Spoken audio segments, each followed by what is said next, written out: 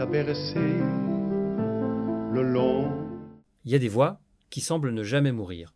Celle de Charles Trenet, avec son sourire malicieux et ses yeux pétillants, flotte encore comme une brise légère au-dessus de la mémoire française.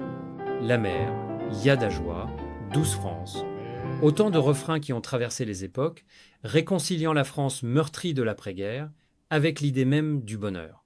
On l'appelait le fou chantant, un surnom qui résumait à la fois son excentricité et son génie. Sur scène, il semblait planer au-dessus du réel, transformant le quotidien en poésie et les blessures en éclats de rire. Mais derrière cette légèreté apparente, Trenet portait aussi en lui des ombres, car tout artiste, aussi lumineux soit-il, garde dans un coin de sa mémoire les cicatrices des affronts, les blessures des rivalités, les regards froids échangés derrière le rideau. À mesure que les années passaient et que son corps fatigué lui rappelait que le temps ne pardonne rien, il n'avait plus besoin de jouer la comédie de l'oubli. À 86 ans, débarrassé des vanités de la scène, il s'autorisait enfin à ouvrir la boîte fermée de ses rancunes. Lui, le troubadour qui avait fait chanter des générations entières, n'était pas seulement un homme de joie, il avait aussi été un homme de colère. Des artistes, parfois amis d'un soir, parfois rivaux acharnés, avaient marqué sa route d'une empreinte douloureuse. Et dans le silence des loges ou la pénombre des coulisses, Trenet avait ressenti l'aigreur, la jalousie, l'incompréhension. Aujourd'hui, c'est une confession tardive, presque un murmure avant le grand silence. Oui, même le fou chantant avait ses ennemis. Et parmi tous ceux qu'il avait croisés, 5 noms restaient gravés comme des échardes dans son souvenir. Et voici donc, à 86 ans, Charles Trenet révélait enfin les 5 artistes qu'il ne pouvait pas voir en peinture. Numéro 1, Tino Rossi. Dans les années 30 et 40, 2 voix s'élevaient au-dessus des autres comme 2 phares éclairant la chanson française. D'un côté, Tino Rossi, le crooner méditerranéen à la voix soyeuse, dont les sérénades faisaient fondre les cœurs. De l'autre, Charles Trenet, l'enfant prodige de Narbonne, insaisissable, imprévisible, qui transformait chaque mot en éclat de folie douce. Ils partageaient un même public, celui qui rêvait d'amour et d'évasion. Pourtant, leur chemin n'était pas parallèle, mais perpendiculaire. Rossi incarnait l'élégance classique, la romance figée dans un éternel coucher de soleil corse. Trenet, lui, cassait les codes, inventait des refrains qui dansaient, riaient, s'envolaient. La rencontre entre les deux artistes, souvent sur les mêmes plateaux de gala ou aux ondes de Radio Paris, fut tout sauf anodine. Derrière les sourires de façade, une tension sourde se dessinait.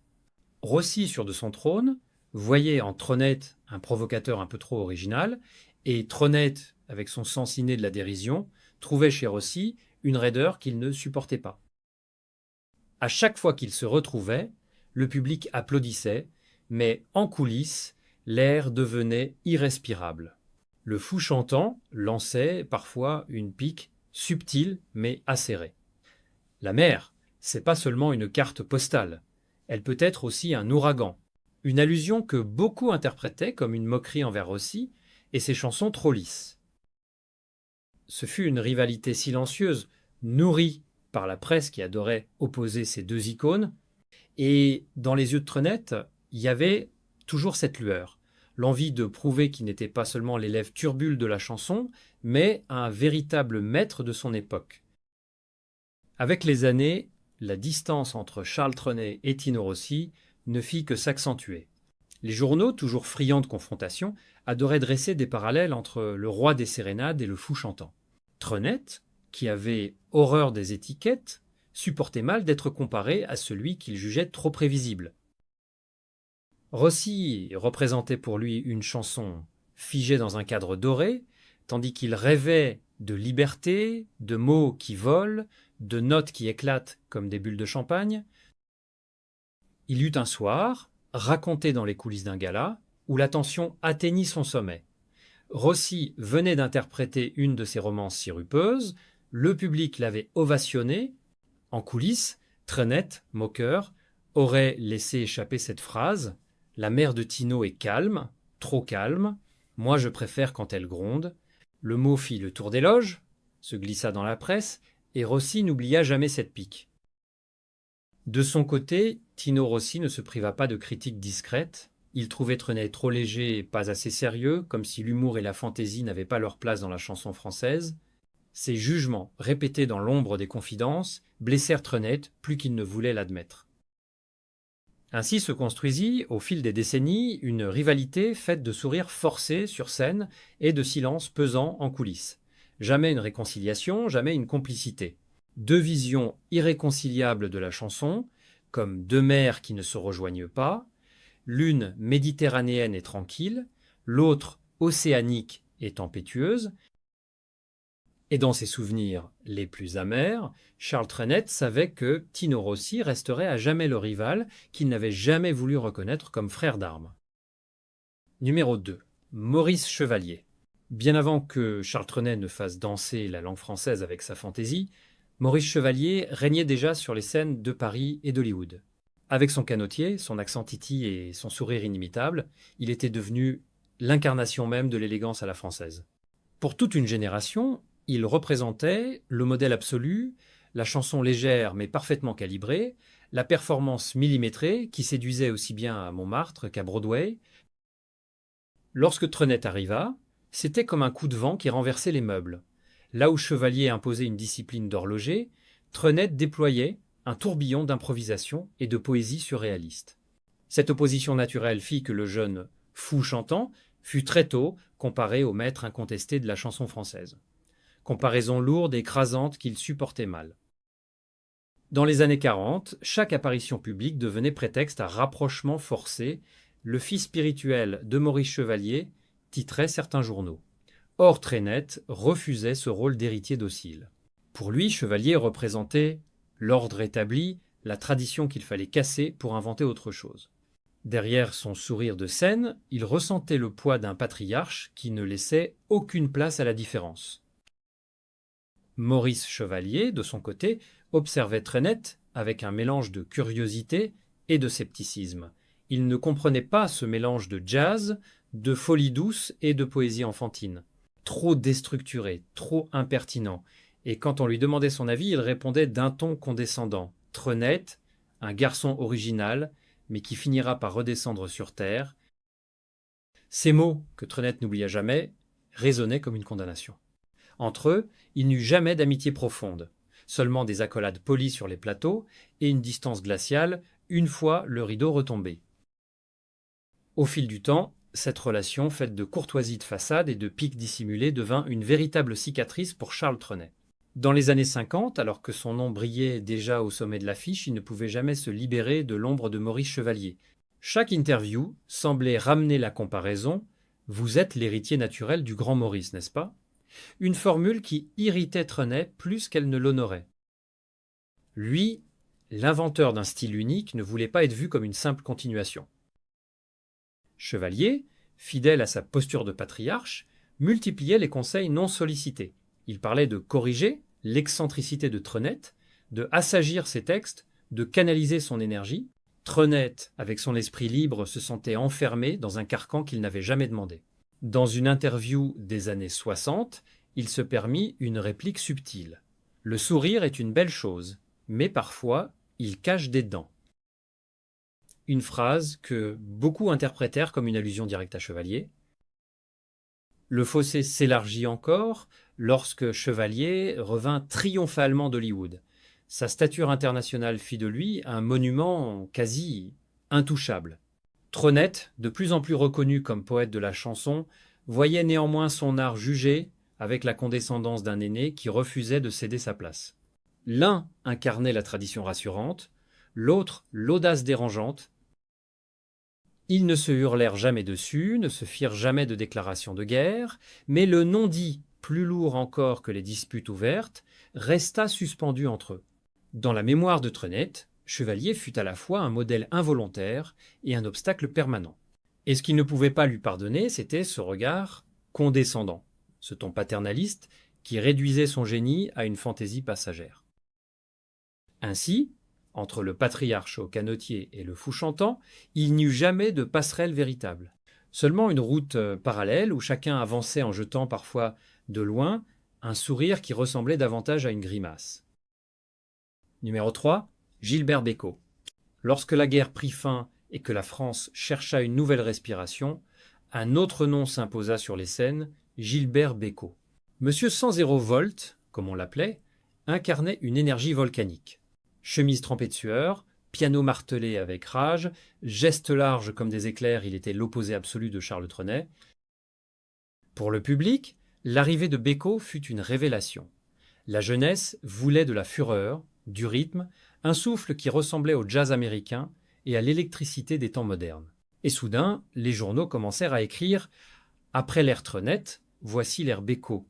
Ces mots brûlaient l'orgueil du fou chantant, qui se voyait relégué au rang de poète d'une époque déjà révolue. Leur rencontre fut glaciale. Dans un gala parisien au milieu des années 50, on les présenta l'un à l'autre. Bécaud, souriant mais pressé, lui serra la main comme un ancien qu'on respecte sans l'écouter vraiment. Trenet, vexé, nota dans son silence que ce jeune homme ne cherchait pas à dialoguer, mais à régner. En coulisses, Trenet confia à un proche. Il chante comme s'il criait. La poésie s'efface sous le vacarme. Cette phrase, rapportée plus tard par certains journalistes, marqua le début d'une rancune discrète mais tenace. Bécaud, de son côté, ne faisait aucun effort pour calmer le jeu. Il respectait Trenet en public, mais ses confidences trahissaient une impatience de détrôner l'ancien roi de la chanson. Pour lui, Trenet appartenait à un autre monde, celui des chansons qui flottaient comme des nuages. Lui voulait des orages, des secousses, des tempêtes. Ainsi, dans la mémoire de Trenet, Gilbert Bécaud fut toujours ce rival d'un autre âge, une tornade qui avait balayé une partie de son royaume sans jamais lui tendre la main. Au fil des années 60, la presse s'amusait à dresser des portraits croisés. D'un côté, Trenet, le poète lunaire, l'artisan d'une chanson qui savait sourire même au jour gris. De l'autre, Bécaud, la tempête incarnée, celui qui transformait chaque concert en champ de bataille. Cette comparaison constante devint pour Trenet une blessure intime. Dans les interviews, on lui demandait « Que pensez-vous de cette nouvelle génération ?» Et lui, avec son humour si particulier, répondait par des pirouettes. C'est la chanson qui court, mais parfois elle oublie de voler. Une phrase que beaucoup comprirent comme une attaque voilée contre Bécaud, accusé de sacrifier la poésie sur l'autel du spectacle. Bécaud, de son côté, ne se privait pas non plus de remarques piquantes. Il affirma un jour « J'admire Trenet, mais il appartient à une époque où l'on chantait pour rêver. Moi je chante pour réveiller. » Ce contraste, répété dans la presse, élargit le fossé entre les deux hommes. Le public, lui, se divisait. Certains continuaient de voir en Trenet le maître incontesté de la chanson française. D'autres acclamaient Bécaud comme le porte-voix d'une nouvelle France, bruyante, moderne, affamée de vitesse. Trenet, en silence, se sentait peu à peu repoussé vers les coulisses de l'histoire. Jamais ils n'eurent de dispute ouverte, jamais une scène d'éclat. Mais l'amertume tenait lieu de dialogue. Dans son cœur, Trenet n'accepta jamais d'avoir été éclipsé par ce monsieur 100 volt. Et, jusqu'à la fin, Bécaud resta pour lui l'image d'un successeur qui ne l'avait jamais reconnu comme un père, mais seulement comme un obstacle à renverser. Deux artistes, deux époques, deux mondes. L'un dessinait des arcs-en-ciel, l'autre lançait la foudre. Et jamais l'un n'applaudit vraiment l'autre. Numéro 4, Georges Brassens. Lorsque Georges Brassens fit irruption sur la scène française, guitare en bandoulière, pipe aux lèvres et voix grave, le paysage de la chanson s'en trouva bouleversé. Ici, pas de costumes flamboyants, pas d'orchestre, pas de gestes théâtraux. Seulement un homme, des mots, une mélodie simple, comme une conversation à l'ombre d'un arbre. Pour beaucoup, c'était une révolution, pour Charles Trenet, c'était une énigme. Trenet avait fait de la chanson un art du spectacle total. Lumière, exubérance, orchestration brillante, refrain qui faisait tournoyer les foules. Brassens, lui, refusait l'artifice. Il prenait l'austérité volontaire, une poésie brute qui s'écoutait presque en chuchotant. Le contraste entre les deux hommes était si fort qu'il semblait impossible qu'ils puissent jamais se comprendre. Les critiques de l'époque s'empressèrent d'opposer leurs noms. Brassens, le poète de la rue, contre Trenet, le magicien de la scène. Trenet, blessé par ces comparaisons, voyait dans Brassens une remise en cause implicite de son univers. comme si la fantaisie, la joie, la folie douce qu'il avait offerte au public n'étaient plus que des artifices face à la vérité nue du Sétois barbu. Un soir, à la sortie d'un cabaret, on raconte que Trenet aurait lâché cette remarque cinglante. Il gratte sa guitare comme on gratte une porte close. Mais derrière, je n'entends pas d'horizon. La phrase fit sourire certains journalistes, mais elle révélait surtout une incompréhension profonde. Dans son monde, la chanson devait faire lever les yeux vers le ciel. Chez Brassens, elle forçait à regarder la terre, ses défauts, ses injustices, deux philosophies inconciliables. Et dans le cœur de Trenet, Brassens resta ce frère lointain qu'il admirait parfois malgré lui, mais qu'il n'acceptait jamais vraiment. Avec les années, cette distance devint un gouffre. Brassens, fidèle à son dépouillement, se méfiait de tout ce qui brillait. Pour lui, la chanson ne devait être qu'une confidence murmurée à l'oreille du public, un poème accompagné d'accords. Lorsqu'il évoquait Trenet, il parlait avec une forme de respect, mais un respect teinté de scepticisme. Trenet, oui, il a du talent, mais il joue au magicien, alors que la chanson n'a pas besoin de poudre aux yeux.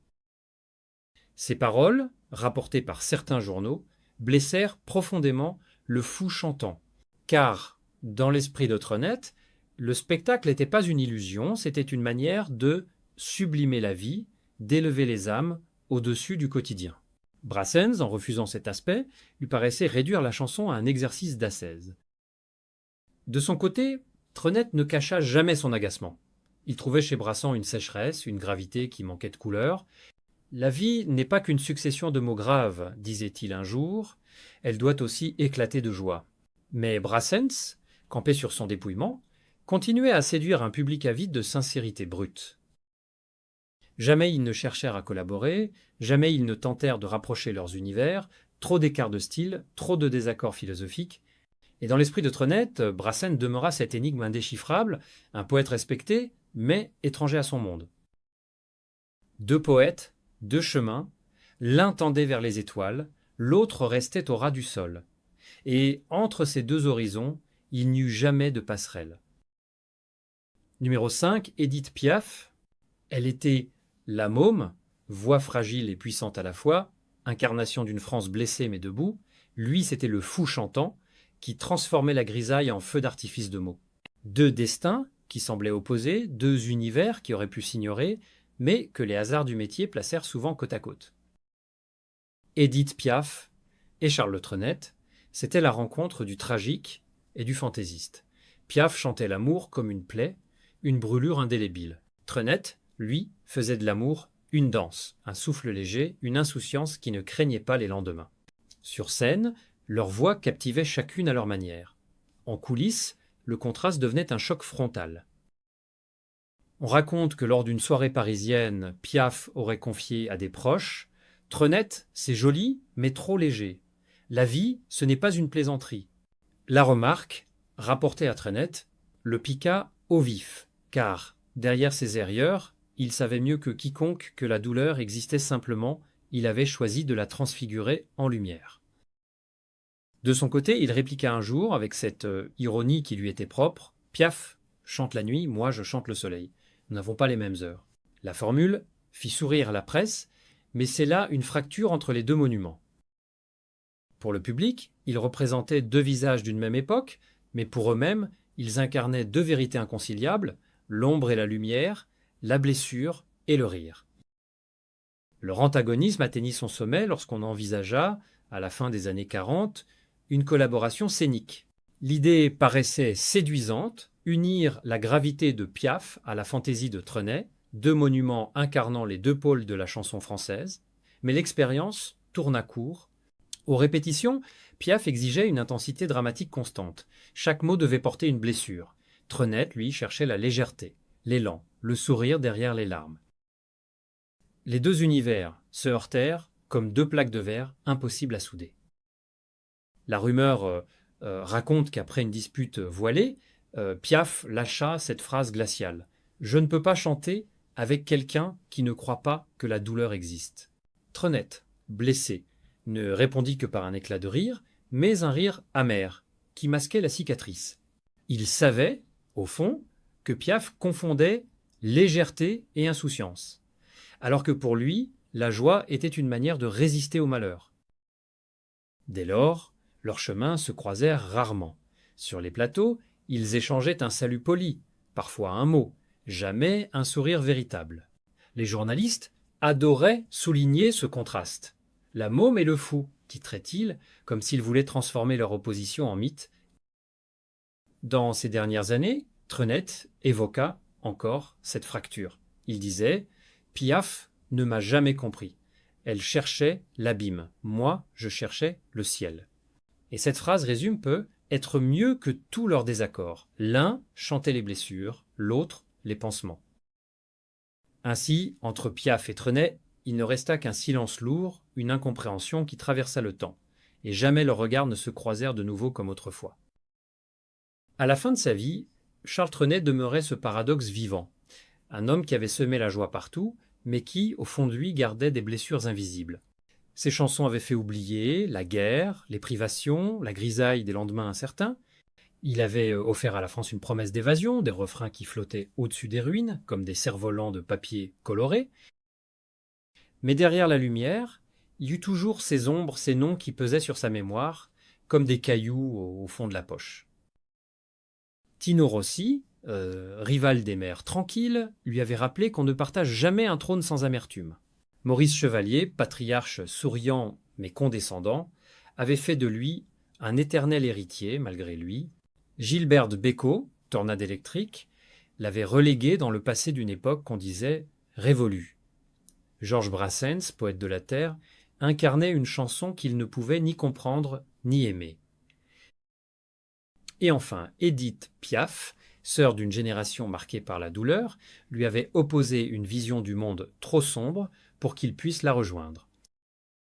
Ces noms, il ne les effaça jamais, il ne les prononça pas non plus avec haine, mais avec une mélancolie teintée de lucidité. Comme si, au soir de sa vie, il avait besoin de reconnaître que la gloire n'est jamais pure, qu'elle se nourrit aussi d'incompréhension, de rivalité, de blessures secrètes. À 86 ans, en avouant ces 5 noms, Trenet ne cherchait pas à régler des comptes. Il cherchait plutôt à dire la vérité nue. Même le fou chantant, ce troubadour solaire, avait connu l'amertume, et que peut être sans ses heures, sans ses désaccords, son art n'aurait pas été le même. Car la joie qu'il semait venait aussi de cette tension avec le monde, de ce besoin de transcender ce qu'il n'aimait pas pour offrir ce qu'il avait de meilleur. Dans les derniers instants, ces chansons restaient comme des échos suspendus dans l'air. Les voix qu'il n'avait jamais pu entendre sans irritation s'étaient éloignées depuis longtemps, mais leurs souvenirs demeuraient, non pas comme une haine persistante, mais comme la trace d'un chemin parcouru dans la lutte. Charles Trenet s'éteignit en laissant derrière lui une mer d'harmonie, de refrains lumineux, de sourires figés dans la mémoire collective. Les 5 noms, eux, sombrèrent dans l'ombre. Et au moment de fermer les yeux, il savait sans doute que le silence avait déjà fait son travail. Car ils ne se reparlèrent jamais. Mais peu être, le silence était déjà